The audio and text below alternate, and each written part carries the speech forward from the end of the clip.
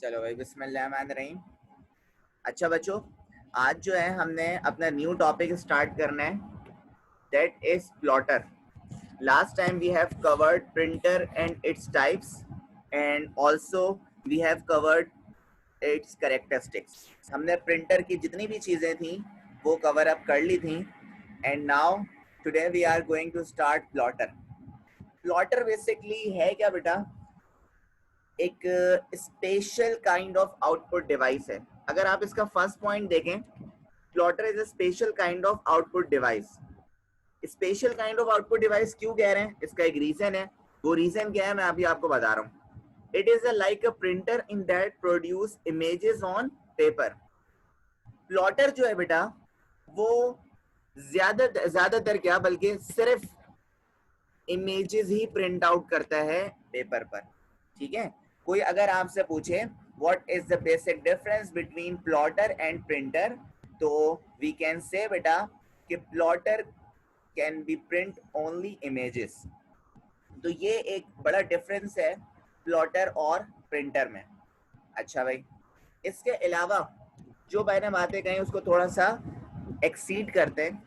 Plotters are designed to produce large drawings or images such as construction plans for buildings or blueprints for mechanical objects। देखा भाई, plotters जो है वो design किए गए हैं लार्ज इमेजेस को प्रिंट आउट करने के लिए, लार्ज इमेजेस को ड्रॉ करने के लिए। For example construction plans for building, यानी आप देखें अगर आपका आपके घर का यानी आपकी बिल्डिंग है, उस बिल्डिंग के सबसे पहले क्या होता है, उसका एक नक्शा बनता है, तो वो नक्शे का प्रिंट आउट होता है। तो बिल्डिंग्स, कंस्ट्रक्शन बिल्डिंग्स के लिए जो प्रिंट आउट होता है वो प्लॉटर से किया जाता है, क्योंकि प्लॉटर स्पेशली डिज़ाइन ही इसलिए किया गया है कि वो लार्ज इमेजेस को प्रिंट आउट कर सके। अच्छा भाई, इसके अलावा जो मैकेनिकल ऑब्जेक्ट्स होते हैं यानी जो मशीन्स होती हैं मैकेनिकल, उनकी इमेजेस भी, उनके ब्लूप्रिंट्स भी प्लॉटर प्रिंट आउट करता है। तो ये तो सिंपल सी बात है प्लॉटर की डेफिनेशन पे, जो हमने 9 क्लास में भी पढ़ी थी। अच्छा जी, ये देखें, इस तरह का होता है प्लॉटर। ये पेपर है, ठीक है, और इस प्लॉटर में क्या होता है कि ये जो प्लॉटर है यहाँ से कनेक्टेड होता है। किससे कनेक्टेड होता है बेटा? सीपीयू से कनेक्ट होता है। सीपीयू जैसे ही इसको इंस्ट्रक्ट करता है ये प्रिंट आउट स्टार्ट कर देता है। सही है बच्चों? अब प्लॉटर की कुछ डिफरेंट टाइप्स हैं बेटा, वो कौन कौन सी टाइप्स हैं और उन टाइप्स में क्या डिफरेंस है, तो पहले तो ये देख लेते हैं। टाइप्स ऑफ प्लॉटर में जो सबसे फर्स्ट बेटा आपके पास है that is pen plotter.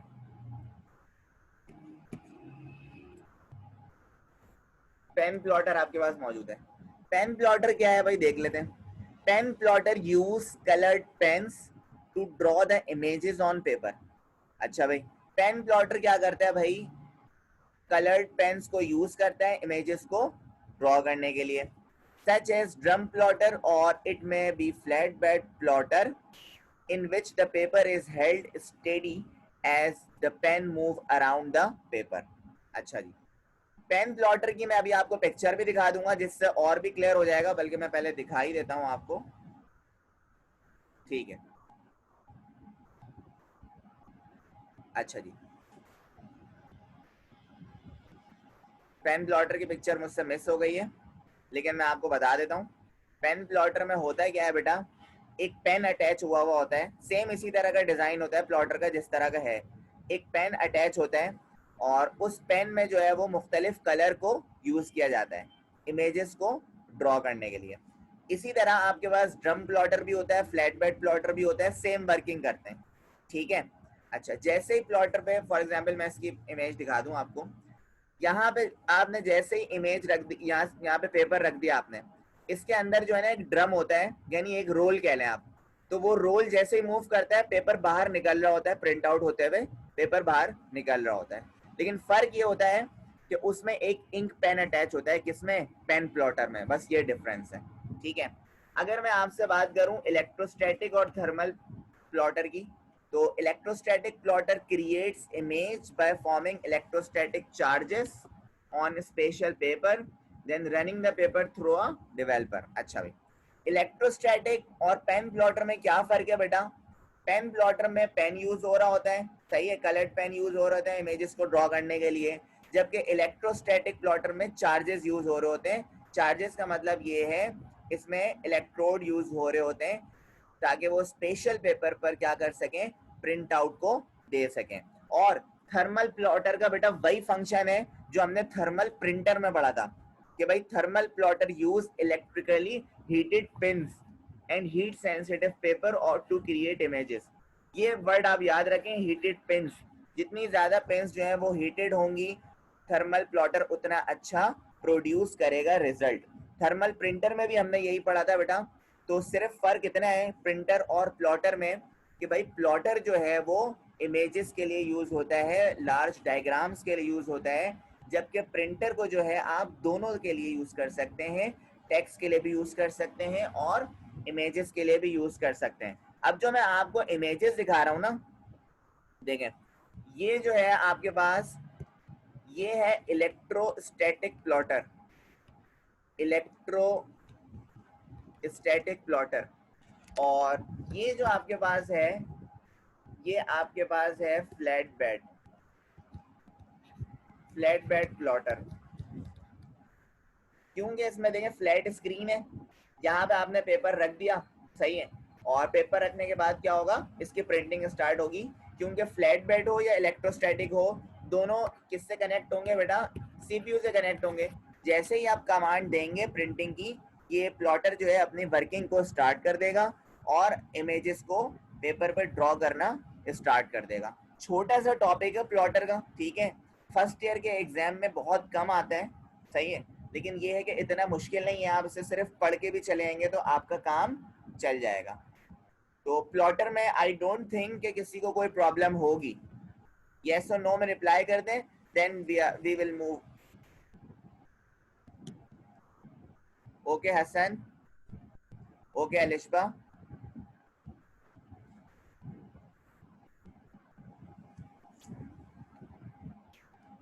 Okay Abu Bakar. अच्छा जी, प्लॉटर के बाद जो हमारे पास एक छोटा सा टॉपिक है, वो टॉपिक क्या है? Primary storage. अच्छा, प्राइमरी स्टोरेज का नाम जब भी हमारे जहन में आता है तो आप लोग जानते हैं, ये मैं बहुत दफा बता चुका हूँ बच्चों, कि प्राइमरी स्टोरेज के डिफरेंट नाम हैं। यानी प्राइमरी को हम मेन मेमोरी भी कहते हैं, सही है बेटा? अच्छा जी, और इंटरनल मेमोरी भी कहते हैं। ये सारी बातें आप लोगों को पता है। मेन स्टोरेज भी कहते हैं, बिल्कुल, ये सारी बातें आपको पता है, ठीक है। तो प्राइमरी स्टोरेज में देख लेते हैं क्या क्या चीजें हैं। Primary storage, also known as main storage memory, is the area in a computer in which data is stored for quick access by the computer's process. It is a volatile memory. और volatile memory का मतलब तो आप सबको पता ही है, दोबारा बता देते हैं, लेकिन volatile का मतलब होता है टेम्परेरी। तो प्राइमरी स्टोरेज बेटा एक ऐसी जगह है जहां पे आप अपना डेटा स्टोर कर सकते हैं कंप्यूटर सिस्टम में, जहां से आप फौरन यानी क्विक एक्सेस कर सकते हैं, सही है। अच्छा, प्राइमरी स्टोरेज में आपके पास रैम भी है और रोम भी है। तो यहाँ पे लेकिन सिर्फ एग्जाम्पल में रैम लिखी हुई है, लेकिन आपके पास प्राइमरी स्टोरेज में रोम को भी कंसिडर किया जाता है, सही है। लेकिन अगर कहीं सिर्फ रैम लिखा हुआ हो तो वो भी गलत नहीं होगा, क्योंकि रैम में से ही आप डेटा को जल्दी क्विक एक्सेस कर सकते हो। जब भी कंप्यूटर प्रोसेस कर रहा होता है ना, तो वो रैम से डाटा लेता है, रोम से नहीं लेता। रोम में तो एक दफा डाटा स्टोर होता है, चाहिए, ये बात याद रखिएगा। जब भी कंप्यूटर प्रोसेस, ये वर्ड देख रहे हो यहाँ पे, जब भी कंप्यूटर प्रोसेस की बात आ रही हो ना, और कंप्यूटर को प्रोसेस के लिए डेटा चाहिए होता है, तो वो रैम से लेता है, रोम से नहीं लेता। रोम में पता है कौन सा डाटा होता है? रोम में तो विंडोज स्टार्टअप का डाटा होता है, दैट्स इट। मतलब ये कि भाई विंडोज का डाटा होगा रोम में, सही है, लेकिन जो प्रोसेसिंग का काम होगा वो रैम से ही लिया जाएगा डेटा। आसान सा टॉपिक था प्राइमरी स्टोरेज, इसमें कोई नई बात नहीं थी। Okay, secondary storage. Secondary storage को भी हम 3-4 नामों से जानते हैं बेटा। एक हम जानते हैं एक्सटर्नल के नाम से, एक हम जानते हैं ऑक्सिलरी के नाम से, पहले गलत हो गई है, मैं सही कर दूंगा अभी, और एक हम जानते हैं बैकिंग स्टोरेज डिवाइसेस के नाम से, बैकिंग स्टोरेज। तो ये सारे नाम जो हैं सेकेंडरी स्टोरेज के हैं, ठीक है, जिनको आप एक्सटर्नली डाटा जिसमें आप स्टोर कर सकते हैं। देखें, secondary storage, sometimes called auxiliary or external storage, is non-volatile storage. non-volatile का मतलब permanent storage, यानी long term के लिए आप इसमें अपना डेटा स्टोर कर सकते हैं।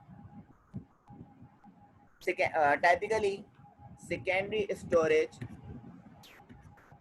storage is used to back up primary storage through replication, which involves holding a secondary copy of the data. अच्छा जी, यहाँ पे एक वर्ड यूज हो रहा है बेटा, रेप्लिकेशन। ये वर्ड यूज हो रहा है रेप्लिकेशन। तो रेप्लिकेशन किसे कहते हैं बेटा, कि अगर आपको प्राइमरी स्टोरेज के डेटा को बैकअप बना के रखना है, किस में बैकअप बना के रखना है, अपने सेकेंडरी स्टोरेज में, तो आप उसे रेप्लिकेट करवा सकते हैं, यानी उसका एक और फोल्डर बना सकते हैं, कॉपी बना सकते हैं। तो सेकेंडरी स्टोरेज में आप जितना चाहे डेटा को स्टोर कर सकते हैं, इट डिपेंड्स ऑन यू, ये पूरा आप पे डिपेंड करता है। और इसकी एग्जांपल्स पे अगर मैं आपसे बात करूं तो we have 3 types of examples. For example floppy disk, hard disk and magnetic tape. आप लोग इनमें से सिर्फ एक ही डिवाइस से फेमिलियर होंगे बेटा, दैट इज हार्ड डिस्क। और हार्ड डिस्क, अच्छा मुझे ये बताएं, हार्ड डिस्क इंटरनल तो होती है, क्या एक्सटर्नल भी होती है, पहले तो ये बताएं मुझे।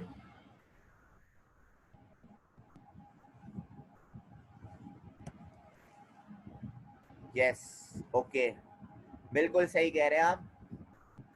हार्ड डिस्क जो है वो एक्सटर्नली भी कनेक्ट की जाती है।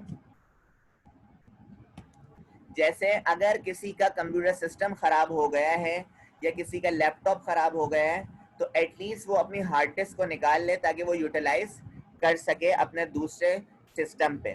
तो हार्ड डिस्क जो है वो एक काम की चीज़ है और जो बाद में भी यूटिलाइज हो सकती है as a external hard drive.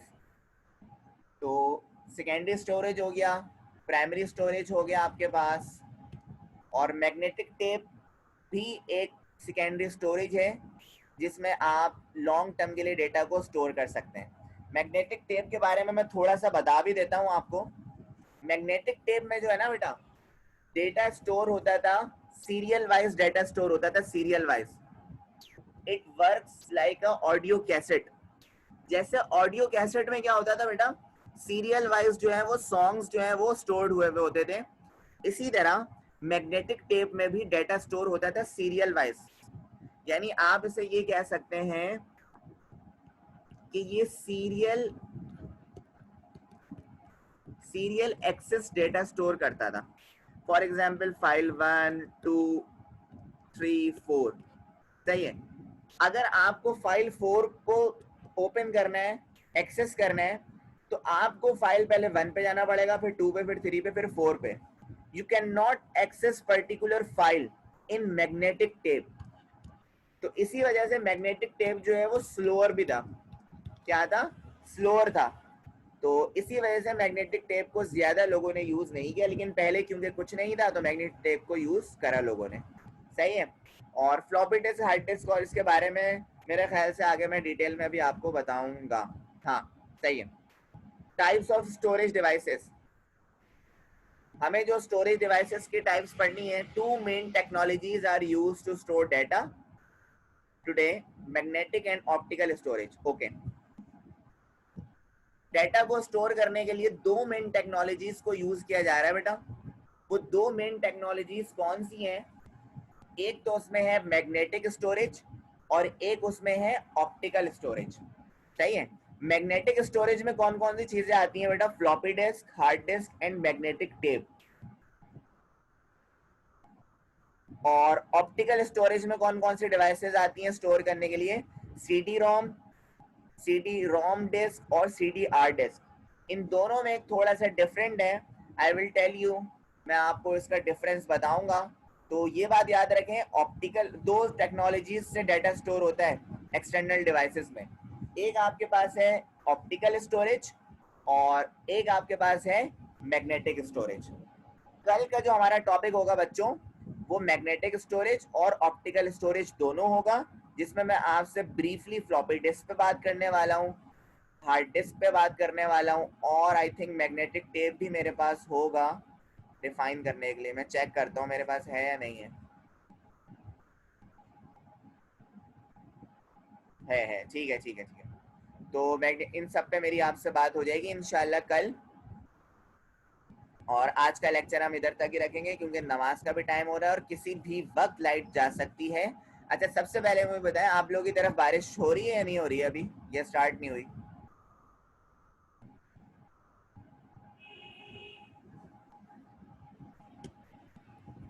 हो रही है? अच्छा भाई, गुलशन में हो रही है, ठीक है।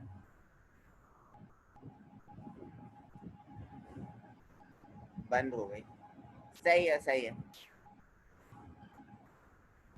अच्छा अच्छा।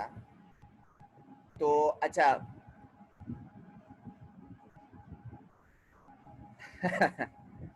तो यहाँ तक लेक्चर हम अपना रखेंगे। और मुझे कोई ये बता दो कि लास्ट टाइम हमने कौन सा टेस्ट लिया था बेटा सर कंप्यूटर? वो कीबोर्ड कीबोर्ड वाला सवाल और टर्मिनल वाला सवाल लिया था आपने। ठीक है, कीबोर्ड और टर्मिनल वाला क्वेश्चन लिया था।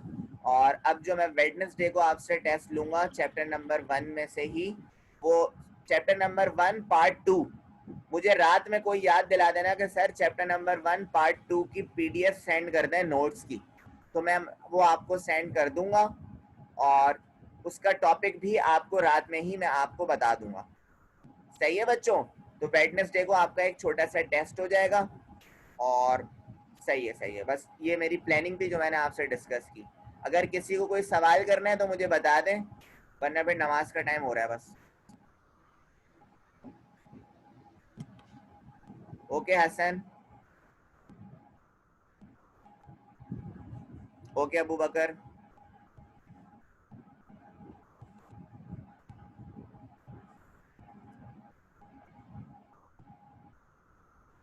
ओके अलिशबा। ठीक है बच्चों, अल्लाह हाफिज, टेक केयर।